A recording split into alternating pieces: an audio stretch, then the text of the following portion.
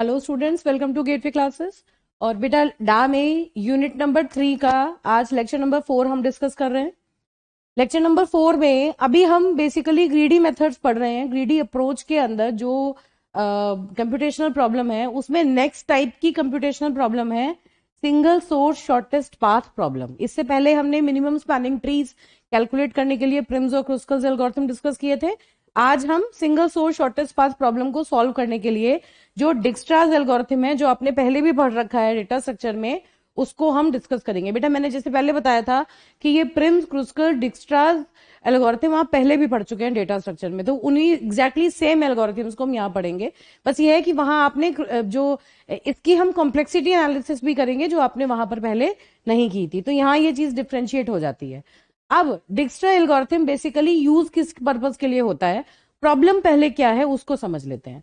Single source shortest path, इस बात का क्या मतलब है? इस बात का मतलब है कि अगर आपको कोई ग्राफ गिवन है तो उस ग्राफ के अंदर एक सोर्स से बाकी जितने भी, मतलब आप इस तरह से मान सकते हैं कि अगर आप कोई एग्जांपल ग्राफ देखें, सपोज मैंने इस ग्राफ की बात की, तो इस ग्राफ में अगर ये एक सोर्स वर्टेक्स है, ये एक सोर्स वर्टेक्स है, ये प्रॉब्लम क्या है कि इस वर्टेक्स से ग्राफ के सारे रिमेनिंग वर्टिसेस तक जाने की जो मिनिमम डिस्टेंस है वो हमें फाइंड आउट करनी है। क्या प्रॉब्लम है कि एक वर्टेक्स से ग्राफ के बाकी सारे वर्टेक्स तक इंडिपेंडेंटली पहुंचने के लिए मिनिमम कॉस्ट हमें फाइंड आउट करनी है। इसे कहते हैं सिंगल सोर्स शॉर्टेस्ट पाथ, मतलब हर वर्टिसेस तक जाने के लिए शॉर्टेस्ट पाथ हमें फाइंड आउट करना है। तो ये तो हुई हमारी प्रॉब्लम। इस प्रॉब्लम को सॉल्व करने के लिए डिक्स्ट्रा एक साइंटिस्ट थे जिन्होंने एक एल्गोरिथम दिया, है ना। अब इस एल्गोरिथम का जो बेसिक, अब इंपॉर्टेंट क्या है, वेटेड ग्राफ होना चाहिए। वेटेड, जब तक एज पर वेट नहीं होगा तब तक हम शॉर्टेस्ट डिस्टेंस को कंप्यूट नहीं कर पाएंगे। और डिक्स्ट्रा जो एल्गोरिथम है वो डायरेक्टेड और अनडायरेक्टेड दोनों तरह के ग्राफ्स पर अप्लाई होता है, चाहे वो डायरेक्टेड हो चाहे वो अनडायरेक्टेड हो, दोनों पर हम डिक्स्ट्रा एल्गोरिथम लगा सकते हैं। Where all the edges weights are non negative. Important बात है कि जब भी हम डिक्स्ट्रा की बात करते हैं तो डिक्स्ट्रा एल्गोरिथम इंश्योर करता है, इसकी करेक्टनेस क्या है कि जब आप किसी भी ग्राफ पर डिक्स्ट्रा एल्गोरिथम लगाएंगे सिंगल सोर्स शॉर्टेस्ट पाथ निकालने के लिए, तो उस टाइम पर अगर ग्राफ के सारे वेट्स पॉजिटिव वेट्स हैं या जीरो, मतलब नॉन नेगेटिव वेट्स हैं, तो उस केस में ये गारंटी करता है कि ये 100% करेक्ट रिजल्ट आपको देगा, शॉर्टेस्ट पाथ निकाल के आपको दे देगा। लेकिन अगर जो एज है उनमें से कोई एज, एक एज, दो एज, तीन एज नेगेटिव भी हैं, तो उस केस में ये आपको गारंटी नहीं कर सकता। ये आंसर सही भी दे सकता है और गलत भी दे सकता है, ठीक है। तो इसकी जो करेक्टनेस है वो सिर्फ और सिर्फ नॉन नेगेटिव वेट्स पर वैलिड होती है। अब जो इसके जो मेन क्रक्स है कि डिक्स्ट्रा काम किस तरीके से करता है, मेन क्या चीज है जो हमें पढ़नी है, उसके लिए सबसे पहले एक छोटा सा एग्जाम्पल लेते हैं। क्या आइडिया है वो ये कि सपोज एक इस तरह से कोई नोड मेरे पास है ए, ठीक, बी और सी, ये कोई ग्राफ है मेरे पास। अब इस ग्राफ में हम क्या कहते हैं कि सपोज ए से सी तक जाने की जो डायरेक्ट कॉस्ट है वो है 30। अगर मैं ये मान के चलूं कि मैं ए मेरा सोर्स है जिससे मुझे सबकी शॉर्टेस्ट डिस्टेंस फाइंड आउट करनी है, ठीक है। अब इस सोर्स से मुझे बी तक जाने का शॉर्टेस्ट पाथ चाहिए और सी तक जाने का शॉर्टेस्ट पाथ चाहिए, ठीक बात है। अब हम क्या कह रहे हैं कि ए से, अगर मैंने मान लीजिए मैंने कंप्यूट की और ए से सी की जो डिस्टेंस अभी मुझे मिल रही है एट प्रेजेंट वो 30 है, और ए से बी की जो डिस्टेंस है वो है मेरी 10। इस तरह से मैं मान के चलूं, अगर मैंने सपोज माना कि ए से सी तक की कॉस्ट जो मैंने अभी तक कंप्यूट की वो है 30, ठीक है, और ए से बी तक की जो कॉस्ट है वो है 10, और बी और सी के बीच में एक एज है जिस एज की कॉस्ट है 5। सपोज ऐसा वाला कोई सिनेरियो है, तो मुझे पता है कि अगर मैं ए से डायरेक्टली सी तक जाऊं तो मेरे पास कितनी कॉस्ट है 30। इस एज पर अगर मुझे प्रोसीड करना है तो कॉस्ट आएगी 30। मुझे आइडेंटिफाई करनी है मिनिमम कॉस्ट। तो डिक्स्ट्रा ने क्या कहा कि अगर आप डायरेक्टली ज्यादा कॉस्ट बढ़ रही है तो आप किसी एक पर्टिकुलर वर्टेक्स के थ्रू वहां तक जा सकते हैं। कैसे? अगर मैं मान लीजिए इस वर्टेक्स को कहूं यू और इस वर्टेक्स को कहूं वी, है ना, तो मैं आपसे क्या कहूं कि ये वाला जो एज है, इस पर्टिकुलर एज की जो कॉस्ट है, मतलब यहां से ए से सी तक जाने में हम 30 कॉस्ट इनकर कर रहे हैं। ए से बी तक मैं 10 के अंदर जा सकती हूं। अगर मैं बी से यहां से, इसकी कॉस्ट जो है यहां से यहां तक की कॉस्ट है 10, यहां से यहां तक की जो कॉस्ट है वो है मेरी 30। अगर मैं बी से होके सी तक जाऊं, ए से सी तक पहुंचने के लिए बी से होके सी तक जाऊं, तो हम क्या कहेंगे कि हम देखेंगे बी तक पहुंचने में 10 कॉस्ट लग रही है और आगे टोटल कितनी लगेगी 15। तो टोटल 15 कॉस्ट में हम ए से बी तक पहुंच सकते हैं, है ना। तो डिक्स्ट्रा ने इसी मेथोडोलॉजी का यूज करके जो एल्गोरिथम था वो एल्गोरिथम जनरेट किया और ये जो ऑपरेशन है इस ऑपरेशन को रिलैक्सेशन का नाम दे दिया। क्या रिलैक्सेशन का क्या मतलब है कि हम क्या करेंगे, रिलैक्स कर देंगे किसे, यू वी डब्ल्यू।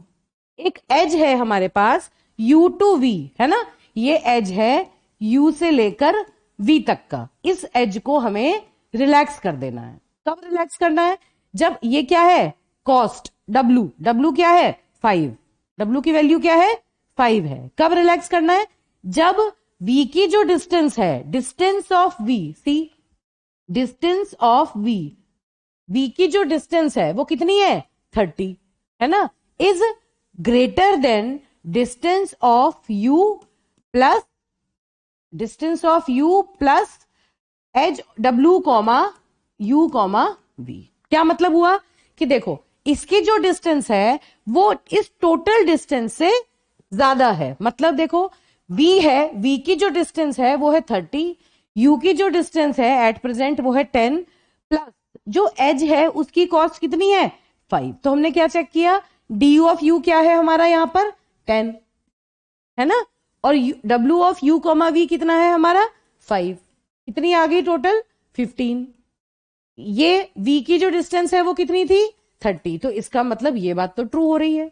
अगर ऐसा है तो आप अब इसकी जो कॉस्ट है उसको रिलैक्स कर दीजिए। तो मतलब जो नई dv बनेगी वो d ऑफ v क्या बनेगी, that will be d of u plus w of u comma v। इसे कहते हैं कि हमने इस पर्टिकुलर एज को रिलैक्स कर दिया। मतलब हम अभी ए से सी तक जाने के लिए जो कॉस्ट 30 आ रही थी, अगर हम बी से होके सी तक जाएंगे तो उस कॉस्ट को हमने रिड्यूस करके कितना कर दिया 15। तो अब वो नई कॉस्ट जो होगी वो हमारी 15 हो गई और ये जो 30 जो वैल्यू थी वो हमने अपडेट करके कितनी कर दी 15 कर दी। ठीक है, तो डिक्स्ट्रा में ये काम आपको करना है, हर एक नोड पर आपको ये काम करना है। मतलब अगर मान लो आपके ग्राफ में 10 वर्टिसेस हैं, 15 वर्टिसेस हैं, तो हर वर्टेक्स को एक एक करके आपको इस तरह से रिलैक्स करते जाना है। वर्टेक्स को निकालना है, उसके सारे एजेस को देखना है, अगर पॉसिबल है तो रिलैक्स कर देंगे, अगर पॉसिबल नहीं है तो नेक्स्ट वर्टेक्स पे सर्च करेंगे। ठीक बात है। तो देखिए अब इसी काम को करने के लिए पहले ये आपका सोर्स कोड है, ये जिसको कहते हैं सूडो कोड, इसको हम बाद में समझेंगे। पहले हम रन करके देखते हैं कि किस तरह से डिक्स्ट्रा एल्गोरिथम किसी पर्टिकुलर ग्राफ में रन होता है। ठीक है बेटा, चलिए मैं बिल्कुल उस तरह से रन करूंगी जिससे कि जब आप रिलेट करें तो ये जो कोड है ये कोड आप डायरेक्टली रन कर पाए।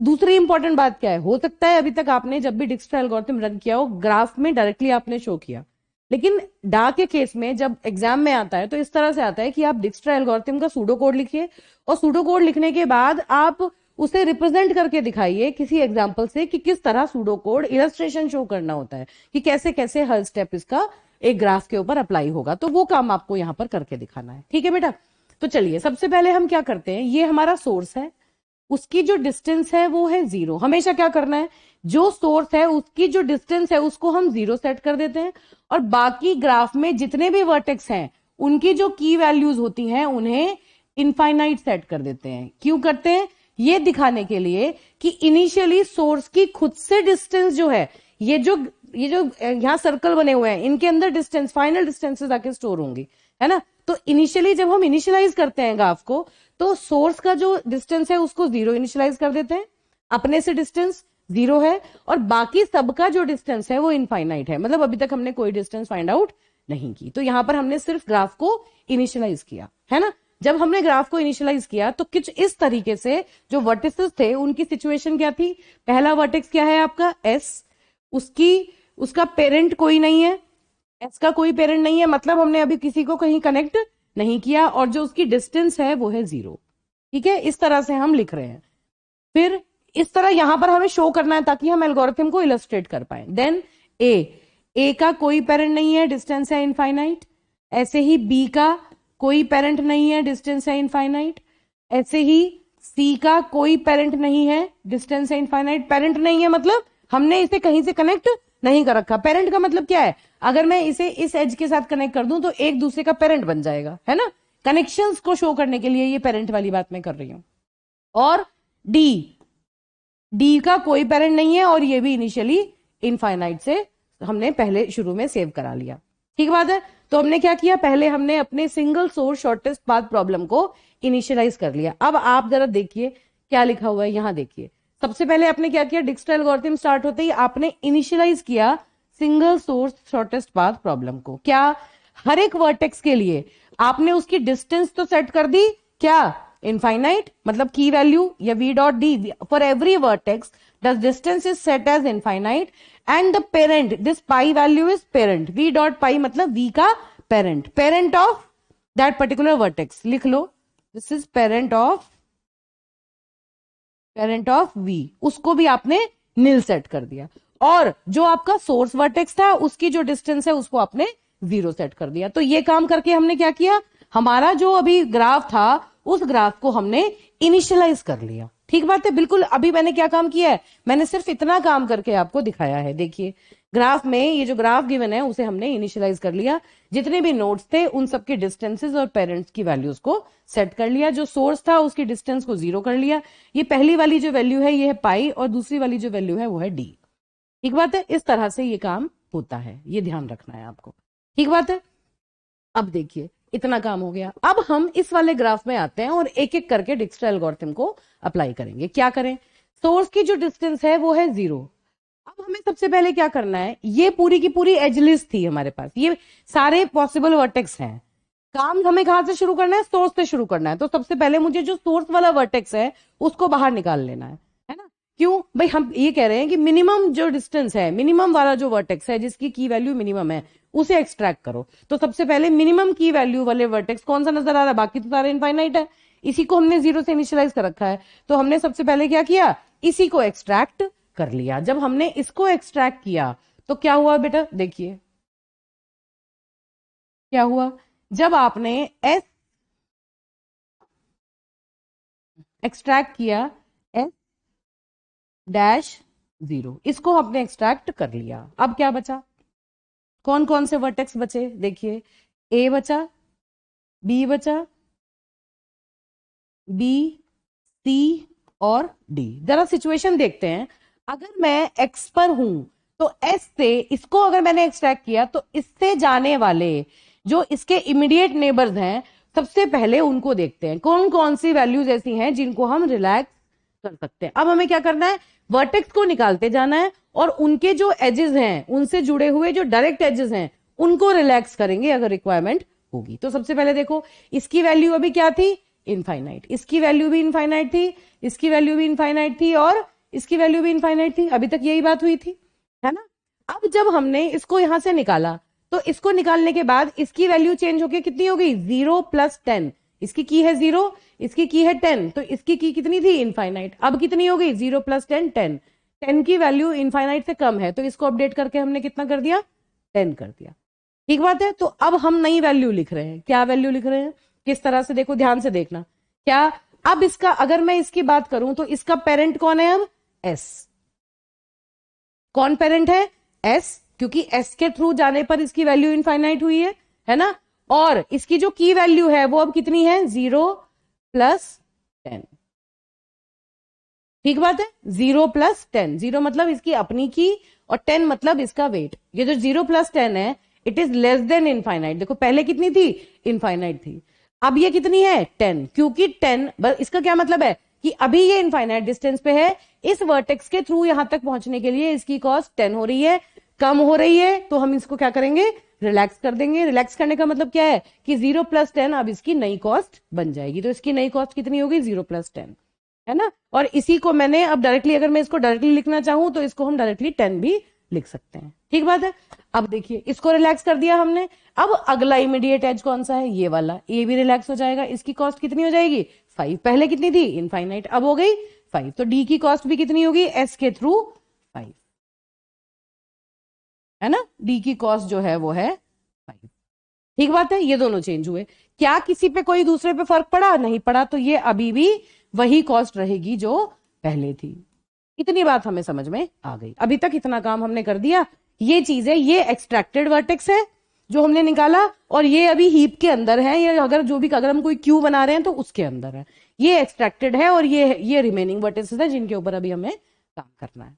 ठीक बात है, इतनी बात हमें समझ में आ गई। अब हम क्या करें, इनमें से मिनिमम वाला जो है उसे सेलेक्ट करना है। हर बार हमें क्या करना है, मिनिमम कॉस्ट वाला जो वर्टेक्स है उसे चूज करना है। कौन सा है बताओ, ये 5 है, इसकी की इनफाइनाइट है, ये तो है ही नहीं, एक की 5 है, एक की 10 है, छोटी की किसकी है 5, तो हमने नेक्स्ट किसे एक्सट्रैक्ट करना है, डी को एक्सट्रैक्ट करना है। ठीक बात है, जिसे हम यहां पर चूज कर रहे हैं उसी वर्टेक्स को यहां पर हम हाईलाइट करके छोड़ देंगे। तो देखिए हमने इसे चूज किया और मैंने यहां पर डी को हाईलाइट कर दिया। ठीक बात है, जो मैंने नेक्स्ट टाइम चूज किया, जो जिसको हम कंसिडर कर रहे हैं उसको हमने ग्राफ में इंक्लूड कर लिया। इसका मतलब ये जो है ये हमारे ग्राफ का, या जो हमारा सिंगल सोर्स है उसका पार्ट बन गया है, एक एज हमने कंसिडर कर लिया। ठीक बात है, चलो इतनी बात हमें समझ में आ गई। अब देखते हैं क्या होता है, नेक्स्ट देख लेते हैं। चलिए, अब हमने एफ को निकाल लिया, अब नेक्स्ट हमने क्या एक्सट्रैक्ट किया, डी एक्सट्रैक्ट किया। तो चलो नेक्स्ट क्या हुआ, डी एस 5, वेट्स क्या क्या है, इसका 0, इसका है 10, इसका है 5, और इसका है इनफाइनाइट, और इसका है इनफाइनाइट। ये नए वेट्स हैं जिनकी हम बात कर रहे हैं। जब हमने इसे निकाला, डी को निकाला, तो डी को निकालने के बाद कौन कौन से ऐसे एजेस हैं जो रिलैक्स हो सकते हैं। देखिए सबसे पहले ये पुरानी वाली वैल्यूज लिख लो ताकि दिखाई दे कि किसकी वैल्यू हम रिलैक्स कर रहे हैं। A is S comma 10, A is S comma 10, है ना, and that B is dash comma infinite, then C is dash comma infinite. A B C, ये 3 वैल्यूज हमारी रिमेनिंग है, डी हमने एक्सट्रैक्ट कर लिया। ठीक बात है, अब देखो बेटा, जब हम यहां पर हैं, डी पर हैं, मान लो ये वाला वर्टेक्स हम एनालाइज कर चुके हैं, इस वाले ग्राफ में इस वाले वर्टेक्स के ऊपर हम काम कर चुके हैं, इसको हमने एक्सप्लोर कर लिया। जब हमने एक्सप्लोर कर लिया, एक्सट्रैक्ट कर लिया, तो हमने शो कर दिया। ठीक है, जो चूज किया उसे हमने यहां पर हाईलाइट कर लिया। अब हम किसके ऊपर काम कर रहे हैं, डी के ऊपर काम कर रहे हैं। इसके ऊपर हम काम कर चुके, अब नेक्स्ट काम हम किसके ऊपर कर रहे हैं, डी के ऊपर कर रहे हैं। जब हम डी पर आए, ये तो हमारे पास पहले से है, तो देखो डी से जाने वाले कितने एज हैं, एक एज सी के लिए, एक एज बी के लिए, और एक एज ए के लिए। तो पहले ये देखेंगे कि इन तीनों में से कौन कौन से एज ऐसे हैं जिन्हें हम रिलैक्स कर सकते हैं। चलो 3 एज हैं, तीनों को चेक करते हैं। अगर मैं डी से सी पर जाऊं, डी की कॉस्ट कितनी है 5, डी की कॉस्ट कितनी है, यहां पर देखो डी की जो कॉस्ट है वो कितनी है 5। अगर मैं यहां से होके यहां तक चलूं तो इसकी टोटल कॉस्ट कितनी आएगी, 5 + 2 7। सी पर जाने के लिए टोटल कॉस्ट आएगी 7। अभी सी पर जाने के लिए कॉस्ट कितनी है, इनफाइनाइट, तो इसको कर दो चेंज, क्या ये नई कॉस्ट जो है वो हो जाएगी 7, और ये सी का पेरेंट कौन बनेगा, डी। डी और इसको आपस में हम कर देंगे कनेक्ट, कर दिया कनेक्ट, अभी करेंगे कनेक्ट। ठीक है, तो हमने सबसे पहले क्या किया, सी की कॉस्ट को जो पहले इनफाइनाइट थी उसे इनफाइनाइट को कट करके हमने कर दिया 7, रिलैक्स कर दिया पहले इस वाले एज को। ठीक बात है, इतना चेंज हो गया। अब इधर देखो, बी तक जाने की कॉस्ट कितनी है, इनफाइनाइट। जब बी तक जाने की कॉस्ट इनफाइनाइट है,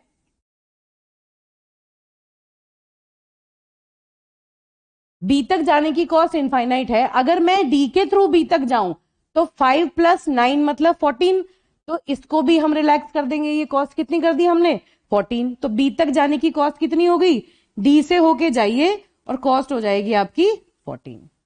ये काम भी हो गया, है ना।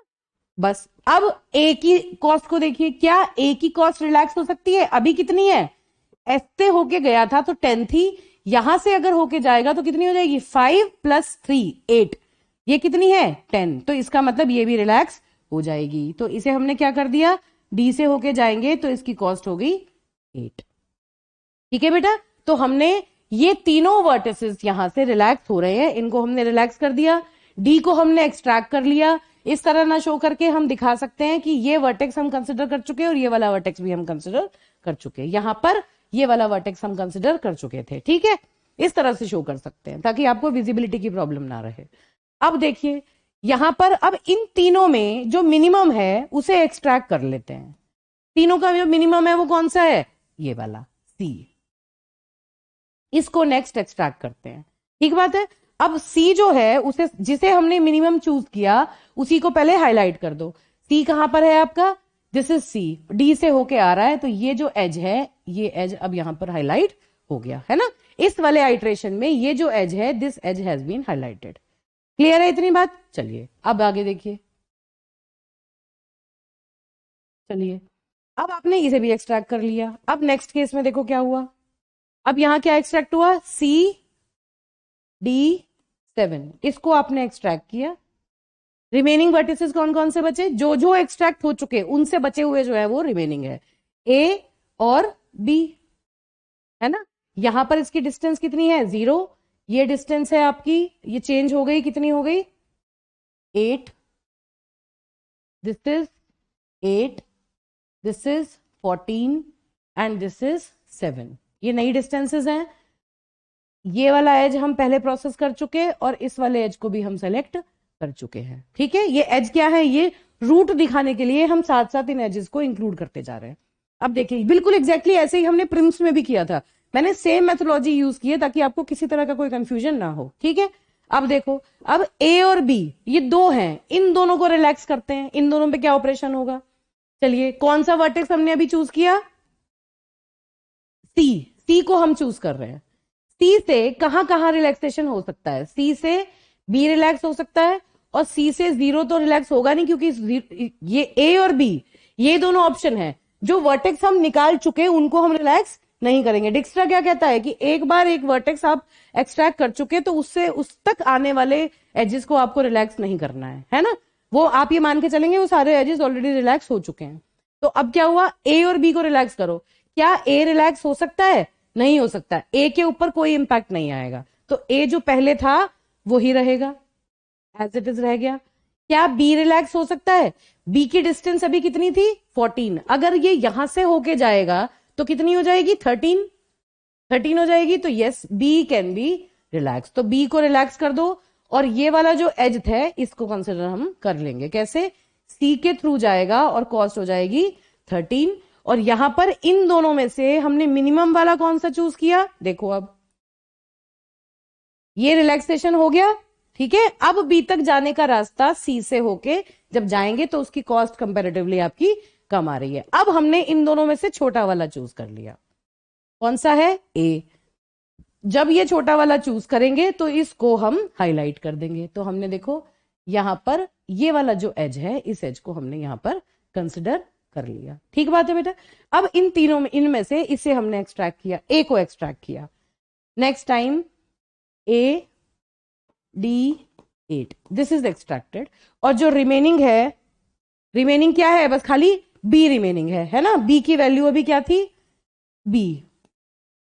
B की वैल्यू थी C,13। अब बताओ अगर मैं A पर हूं, यहां पर देखो ये 0 है, ये 5 है, ये 8 है, ये 13 है और ये 7 था, यही वैल्यूज थी।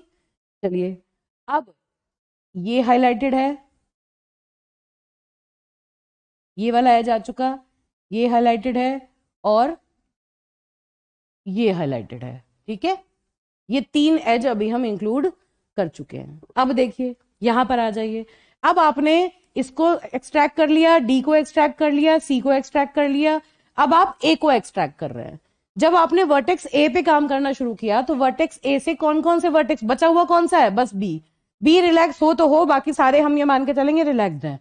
तो बी को देखो, ए से बी तक जाने के लिए कॉस्ट जो है वो 8 + 1 9 हो जाएगी, अभी कितनी है 13, 9 13 से कम है तो इसको भी हम रिलैक्स कर देंगे। तो ये क्या हो गया, बी तक जाने के लिए ए से होके जाओ और कॉस्ट जो हो जाएगी वो हो जाएगी आपकी 9। बस अगली बार ये जो है बी, इस बी को आप एक्सट्रैक्ट कर लो, है ना। जब आप इस बी को एक्सट्रैक्ट करेंगे तो ये भी एक्सट्रैक्ट होते ही, इस कॉस्ट के अपडेट होते ही यहां से यहां तक का ये जो है ये आपका अपडेट हो जाएगा। This is this. ठीक है, अब जैसे ही आप बी पर पहुंचे, बस आप ये फाइनल जो ग्राफ है इस ग्राफ को शो कर दीजिए। This is 0, this is 8 and this is your 5, 7 and 9. This edge is included, this edge is included, then this is included, and then this is included. These 4 edges are included in the final graph, and now this is also processed. All the vertices are extracted. ठीक है बेटा, this is how Dijkstra algorithm works. बहुत सीधी सीधी बात है, जैसे हमने prim किया था बिल्कुल वैसे ही कर रहे हैं। लॉजिक क्या है कि इनिशियली सबकी डिस्टेंस जो है वो इनफाइनाइट है, एक एक करके एक एक वर्टेक्स को निकालते जाओ, सोर्स वर्टेक्स से स्टार्ट करके, और मिनिमम डिस्टेंस वाला जो वर्टेक्स है उसको निकालो, और उसके जितने भी आउटगोइंग एजेस हैं उन सबको रिलैक्स कर दो, है ना। जो रिलैक्स हो सकते हैं उनको रिलैक्स कर दो, और ऐसे करके जितने रिमेनिंग वर्टेक्सेस हैं उनमें मिनिमम वर्टेक्स को हर बार आपको एक्सट्रैक्ट करते जाना है। एक जब तक करना है तब तक सारे वर्टेक्स एक्सट्रैक्ट ना हो जाए, है ना।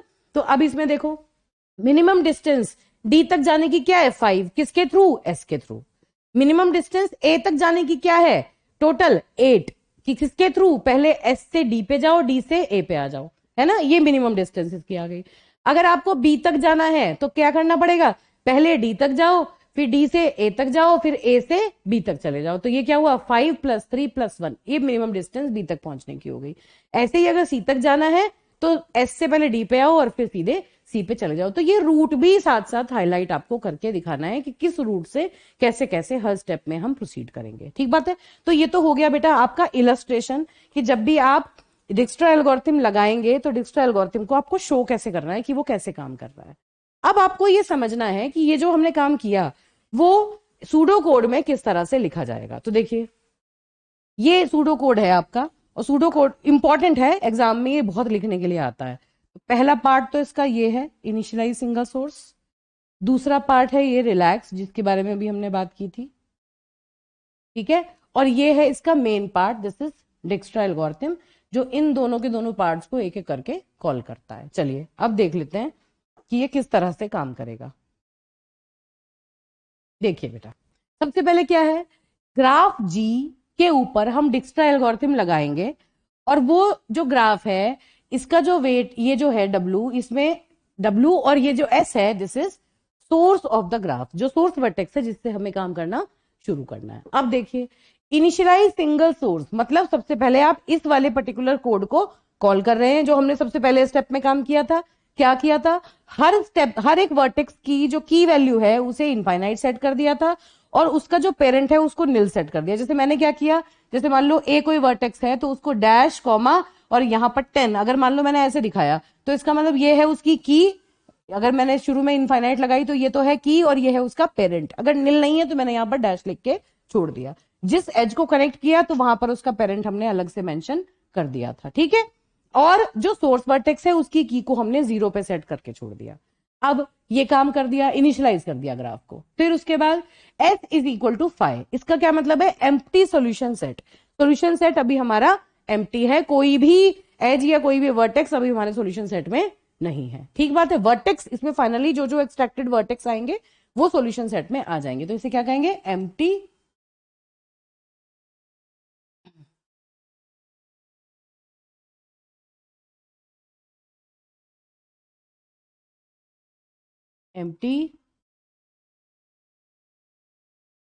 Solution set. ठीक बात है। चलिए अब ये क्या है, Q = G.V। Q के अंदर ग्राफ के जितने भी V हैं, जितने भी वर्टेक्स हैं, वो सारे के सारे वर्टेक्स आपने Q के अंदर डाल दिए। ठीक है, तो एक तरीके से ये मान लीजिए कि ये तो आपने इनिशियलाइज कर दिया ग्राफ को, और यहां पर आपने क्या कर दिया, सारे वर्टेक्स को एक एक करके आपने Q के अंदर डाल दिया, या ये कह लीजिए कि आपने एक हीप की फॉर्म में उन सारे वर्टिसेस को अरेंज कर दिया। मिन हीप बना रहे हैं हम, एक हीप फॉर्म कर रहे हैं, ठीक है। तो दिस इज योर बिल्ड मिन हीप, एक तरीके से मिन हीप हम एक्सट्रैक्ट कर रहे हैं। अब क्या करेंगे, एक एक करके क्यू के अंदर से जिसमें सारे वर्टेक्स हैं उसमें से एक एक वर्टेक्स को निकालेंगे। कौन से वर्टेक्स को, एक्सट्रैक्ट मिन ऑपरेशन लगाएंगे। मिन हीप से एक्सट्रैक्ट मिन का मतलब क्या होता है कि जो रूट नोड है उसको निकाल लो, है ना। तो एक एक करके हम हीप में से मिनिमम वाला जो एलिमेंट है उसको एक्सट्रैक्ट करेंगे। जो मिनिमम वाला एलिमेंट एक्सट्रैक्ट करेंगे उसको यू में डालते जाएंगे, सॉल्यूशन सेट में डालते जाएंगे, और फिर उसके एडजेसेंट जितने भी वर्टिसेस हैं उन सबको रिलैक्स करेंगे। यही काम हमने किया कि पहले एक वर्टेक्स को निकाला, फिर उस वर्टेक्स से जुड़े हुए जितने भी एजेस हैं, उसके जितने भी एडजेसेंट वर्टेक्स हैं, उन सबको रिलैक्स करने की कोशिश करेंगे। जो रिलैक्स होते हैं उन्हें रिलैक्स करेंगे, अदरवाइज उनकी की वैल्यूज को एज इट इज छोड़ देंगे। और रिलैक्सेशन में क्या कर रहे हैं, ये मोस्ट इंपॉर्टेंट कोड है इसका, क्या कि अगर आप यू पर हैं तो वी तक जाने की के लिए अगर आपको लगता है कि जो एग्जिस्टिंग वैल्यू है वी की, आप यू से वी तक जाने में जो नई कॉस्ट है या यू पर जितनी की है उसमें आप एज की कॉस्ट को ऐड करेंगे तो वो एग्जिस्टिंग की से कम आएगी, तो आप उसकी वैल्यू को चेंज कर दीजिए। ठीक है, और फिर उसके बाद v dot pi is equal to u का मतलब क्या हुआ कि यू को v का पेरेंट बना दीजिए। मतलब अभी मैंने क्या कहा था कि इस तरह से आपने, मान लो ग्राफ है ये आपका, this is a, this is you, this is v, और ये है 30, ये है 10, ये है 5। इनिशियली इसकी जो वैल्यू है, अगर मैं कहूं कि इसकी जो की वैल्यू है वो है 30, इसकी जो की वैल्यू है वो है 10, तो अब आपने क्या किया, आपको ए से वी तक जाने के लिए, ये सोर्स है, ये सोर्स है, ए से वी तक जाने के लिए कॉस्ट 30 थी, यू से होके जाएंगे तो कॉस्ट कितनी होगी 15, तो 15 जो है वो 30 से छोटा है, इसलिए हम क्या करेंगे, रिलैक्स कर देंगे और इस एज को कंसिडर कर लेंगे। इस एज को कंसिडर करते क्या हुआ, यू से हमने वी को जोड़ दिया, मतलब यू जो है वो वी का पेरेंट बन गया। तो देखो इस तरह से ये वाला काम हो रहा है, यहां पर ये वाला एज ऑलरेडी एग्जिस्ट कर रहा है और आपने यू से वी को ऐड कर दिया, तो वी का जो पेरेंट है अब वो यू है। This is how this particular code has been written. ठीक है, ये हुआ इसका सूडो कोड, इंपॉर्टेंट है, एग्जाम में सूडो कोड पूछा जाता है।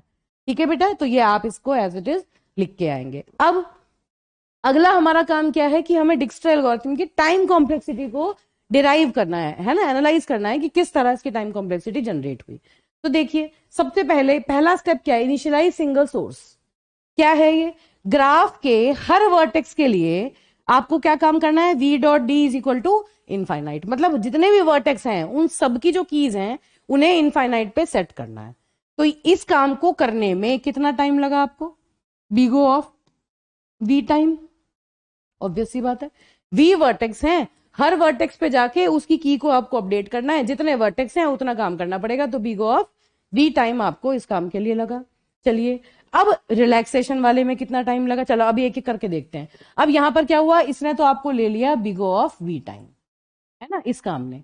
अब देखो बेटा, जब तक सॉल्यूशन, अब इनिशियली ये तो कांस्टेंट टाइम है, दिस इज कांस्टेंट टाइम, है ना, यहां पर ये q is equal to G dot V, ये क्या है, बिल्ड हीप फंक्शन है, this is build heap, build heap. और बिल्ड हीप को कितना टाइम लगता है ये हम पढ़ चुके हैं, लॉग, जब भी हम कोई हीप बनाते हैं, जब मैंने आपको मिनी हीप बनवाया था तो बिल्ड हीप ऑपरेशन कितना टाइम लगता है, n के बराबर टाइम लेता है। अगर n नंबर ऑफ वर्टिसेस हैं, n नंबर ऑफ नोड्स हैं ट्री में, तो n big O of n time लेगा। तो हम यहां पर जब हीप बनाएंगे तो किसका बनाएंगे, वर्टिसेस का बनाएंगे, तो यहाँ n को कौन रिप्लेस कर देगा, वर्टिसेस रिप्लेस करेंगे, तो ये भी हमारा बिगो ऑफ वी टाइम लेगा। बिल्ड हीप को बिल्ड करने में बिगो ऑफ वी टाइम लगा, तो यहां पर हमने हीप बना लिया। ठीक है, अब जब तक वो हीप पूरा खाली ना हो जाए, इसका मतलब जितने भी नोड्स हैं उन सब के लिए हमें काम करना है, और काम क्या करना है, एक्सट्रैक्ट मिन। किसी हीप में से मिनिमम एक्सट्रैक्ट करने की जो कॉम्प्लेक्सिटी होती है, एक्सट्रैक्ट मिन ऑपरेशन की कॉम्प्लेक्सिटी होती है लॉग एन, तो लॉग वी। एक पर्टिकुलर वर्टेक्स को एक्सट्रैक्ट करना, मिन हीप में से एक वर्टेक्स को एक्सट्रैक्ट करने के लिए कितनी कॉम्प्लेक्सिटी आएगी, लॉग वी, है ना। और टोटल नंबर ऑफ वर्टिसेस कितने हैं, capital V, total number of vertices कितने हैं, कैपिटल वी। एक वर्टेक्स को एक्सट्रैक्ट करने की कॉम्प्लेक्सिटी कितनी है, लॉग वी, तो ओवरऑल कॉम्प्लेक्सिटी कितनी हो गई, इस तरह से लिख लो, to extract one vertex from heap, है, extract one vertex from heap, one minimum vertex, कितनी लगेगी, बिगो ऑफ लॉग वी, है ना, फॉर एक्सट्रैक्टिंग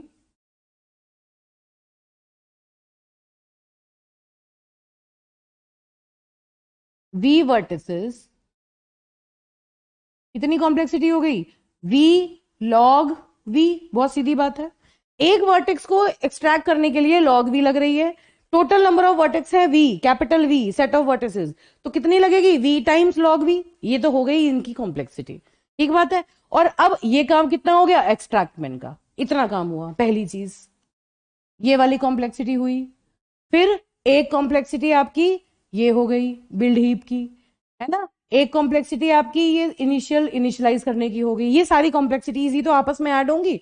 अब क्या है देखो, रिलैक्स करो, किसी भी एज को रिलैक्स करो, कितने भी, यहां पे क्या करना है, जो वर्टेक्स है उससे जुड़े हुए जितने भी एजेस हैं उन सबको रिलैक्स करना है। रिलैक्स करने में हम क्या कर रहे थे, की को डिक्रीज कर रहे थे, याद करो। जब हम किसी वर्टेक्स को रिलैक्स करते हैं तो उसका मतलब क्या होता है, जो उसकी प्रेजेंट वैल्यू है उस प्रेजेंट वैल्यू से उसकी की जो होती है, की वैल्यू जो है उसको कम कर रहे हैं। तो इसका मतलब हम क्या कर रहे हैं, डिक्रीज की ऑपरेशन कर रहे हैं। बिल्कुल सीधे रिलेट करो जो चीज पढ़ चुके हैं आप लोग। तो अगर हम डिक्रीज की ऑपरेशन परफॉर्म करते हैं, ये हम पढ़ चुके कि डिक्रीज की ऑपरेशन जो है वो कितनी कॉम्प्लेक्सिटी लेता है, सिर्फ रिलैक्सेशन की कॉम्प्लेक्सिटी कितनी होगी, दिस इज डिक्रीज की ऑपरेशन, डिक्रीज की ऑपरेशन, है ना। और इसकी कॉम्प्लेक्सिटी कितनी होती है, लॉग वी, ठीक बात है, लॉग वी, इसकी कॉम्प्लेक्सिटी कितनी होगी, लॉग वी। तो किसी भी वर्टेक्स की को डिक्रीज करेंगे तो जितने नंबर ऑफ वर्टेक्सेस होंगे उतने ही रिलैक्स करने होंगे, तो ये उसकी कॉम्प्लेक्सिटी होगी लॉग वी।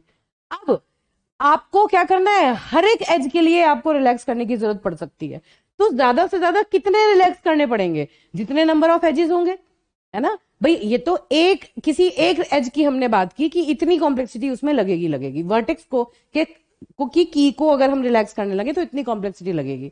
अगर सारे टोटल नंबर ऑफ एजेस की मैं बात करूं तो ओवरऑल कितनी हो जाएगी, for all vertices,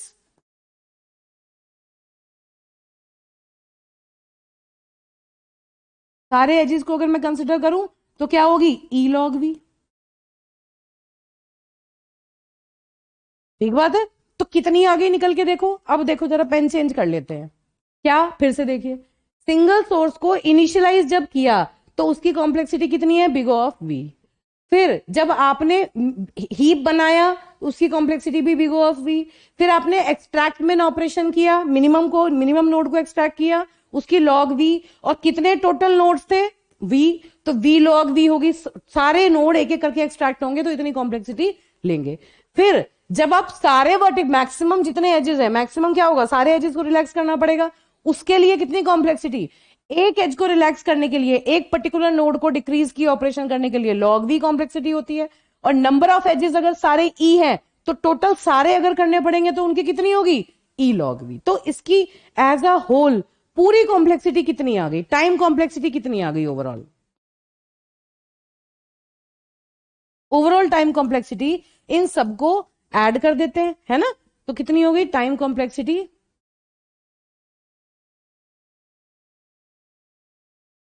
is equal to क्या है ये, big O of V plus big O of V, इन दोनों की मिला के, plus V log V plus E log V, है ना। ये सारी की सारी आपस में ऐड हो गई। और अब देखो ये तो दोनों, इन दोनों से ये बड़ी हैं, ये तो पता है हमें, हम एसिम्प्टोटिक एनालिसिस करते हैं। इन दोनों में से भी कौन सी बड़ी हैं, किसी भी ग्राफ में अगर मैं देखूं तो वर्टिसेस के कंपैरिजन में एजेस जो होंगे वो ज्यादा हो सकते हैं, है ना। अगर फुली कनेक्टेड ग्राफ है तो ये बहुत सारे एजेस होते हैं। तो इसका क्या मतलब हुआ कि इसका जो अपर बाउंड होगा वो क्या आएगा, E log V. This is the final complexity of Dijkstra's algorithm, E log we.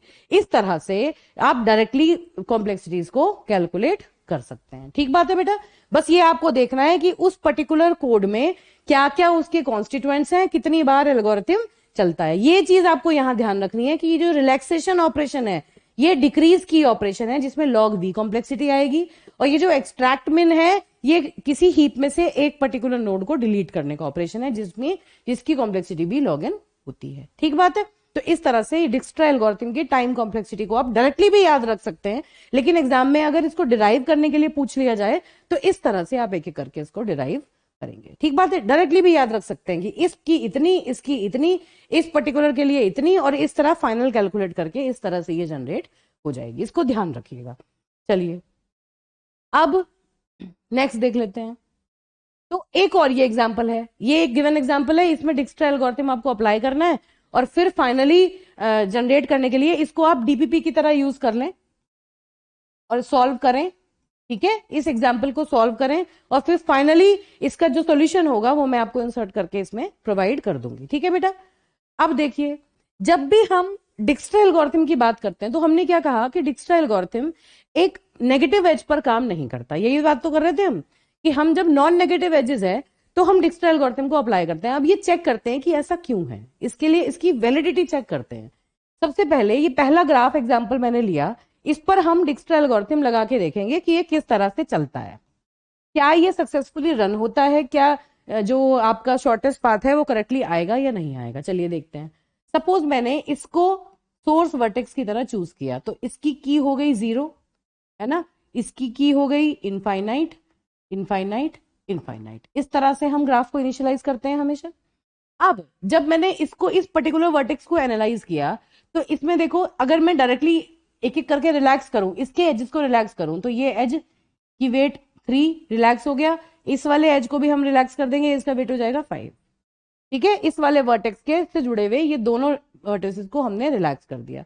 अब जो रिमेनिंग वर्टिसेस हैं उनमें मिनिमम की वैल्यू कितनी है, 3। तो अगला कौन सा एक्सट्रैक्ट किया हमने, इस वाले को किया। मैं एक ही ग्राफ में पूरा आपको बना के बताऊंगी। ठीक है, तो इसमें क्या हुआ, इसे एक्सट्रैक्ट किया। जब हमने इसे एक्सट्रैक्ट किया तो क्या इससे कोई आउटगोइंग एज नहीं जा रहा है, नहीं जा रहा, तो कोई भी रिलैक्स नहीं होगा। अब रिमेनिंग कौन सा बचा, ये दोनों बचे। इन दोनों में से की किसकी कम है, इसकी।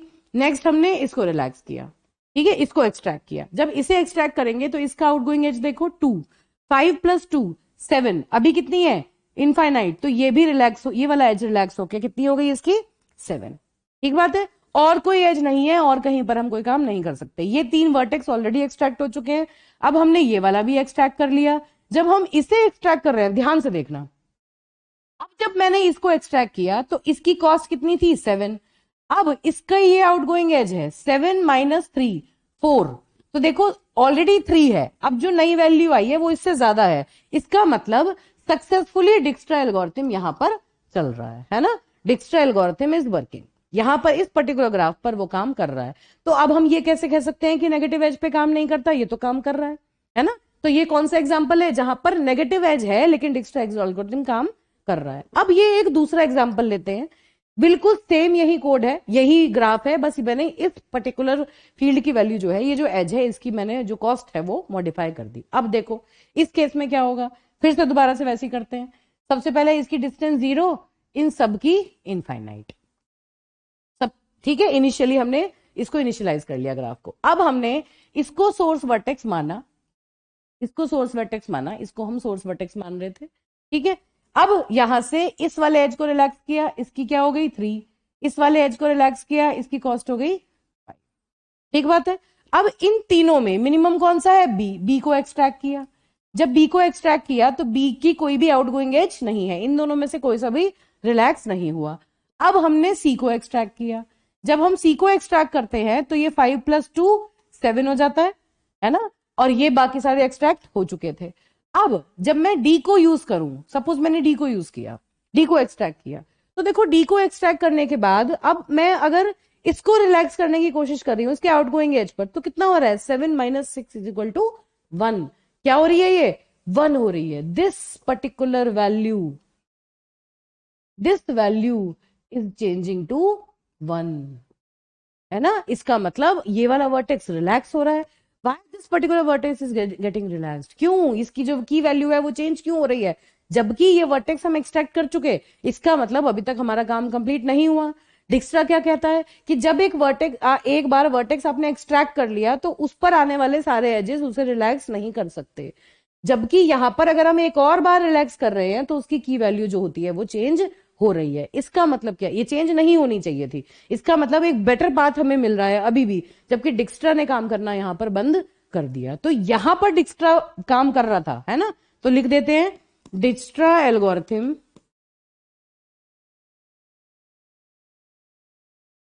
इज वर्किंग, इस ग्राफ में डिक्स्ट्रा एल्गोरिथम काम कर रहा है ना, जबकि इस ग्राफ में डिक्स्ट्रा एल्गोरिथम इज नॉट वर्किंग, है ना। क्यों? क्योंकि सारे वर्टेक्स एक्सट्रैक्ट होने के बाद भी इस वर्टेक्स को ये रिलैक्स कर रहा है। This vertex is after all getting relaxed, why it should not have been this. ठीक है, तो इसका मतलब यहां क्या हुआ कि नेगेटिव नेगेटिव अगर आपका कोई भी एज का वेट है तो सही आ भी सकता है आंसर, और आंसर सही नहीं भी आ सकता। इसका मतलब ये गारंटी नहीं करता। अगर कोई एज पे नेगेटिव वेट है तो ये गारंटी नहीं करेगा कि ये ऑप्टिमम रिजल्ट, सही रिजल्ट आपको दे देगा। ठीक है, अब एक तीसरा एग्जाम्पल देखते हैं। सपोज ये एक ग्राफ है, इस ग्राफ के ऊपर हमें डिक्स्ट्रा लगाना है, तो ये सोर्स है, इसकी की है 0, इसकी की है इनफाइनाइट, इस तरह से लगा लेते हैं।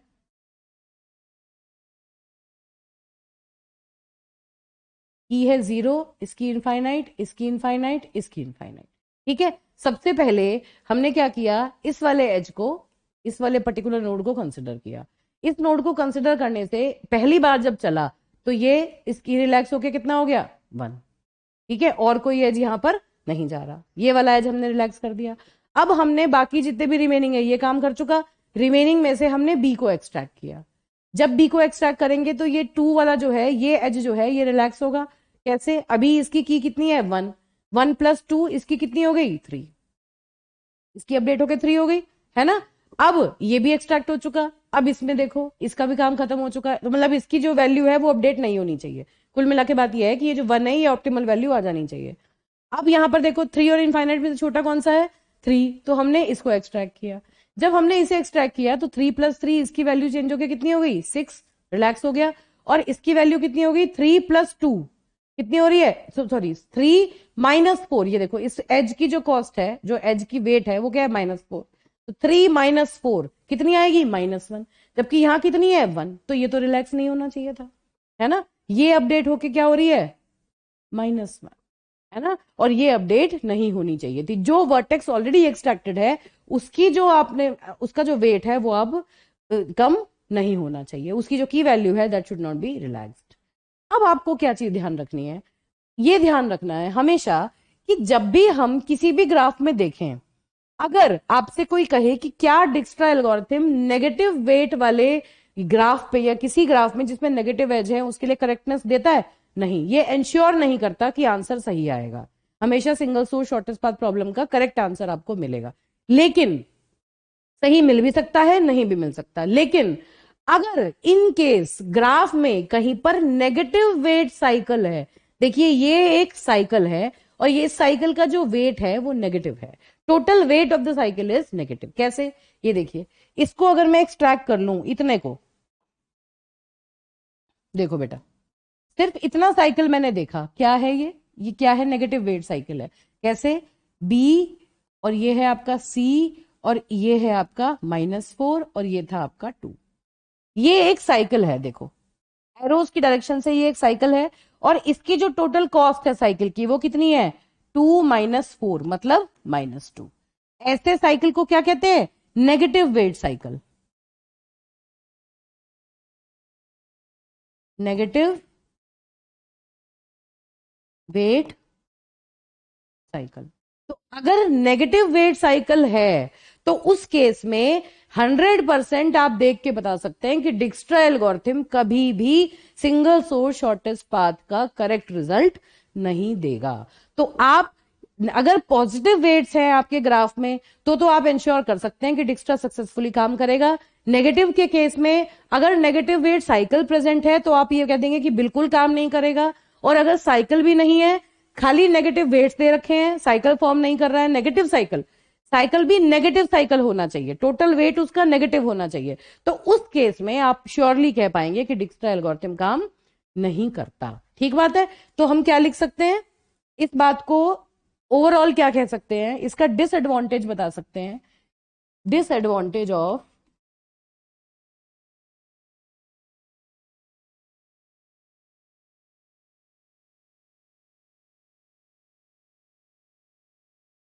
डिक्स्ट्राज एल्गो। क्या है इसका डिसएडवांटेज? पहला, it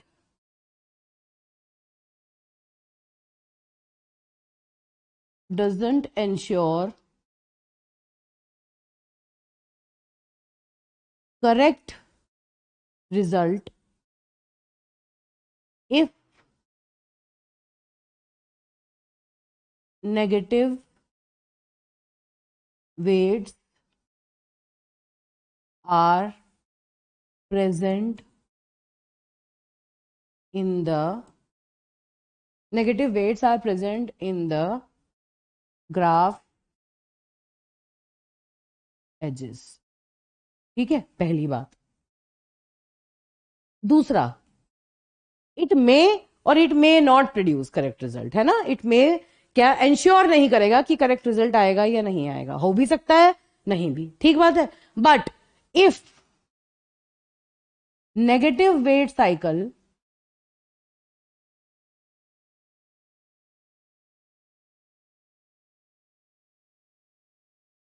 is present in the graph, then it will surely fail. ये इंपॉर्टेंट है, 100% आपको ये बात पता होनी चाहिए कि डिक्स्ट्रा एल्गोरिथम की डिसएडवांटेज क्या है, ये एग्जाम में पूछी जा सकती है. This is important.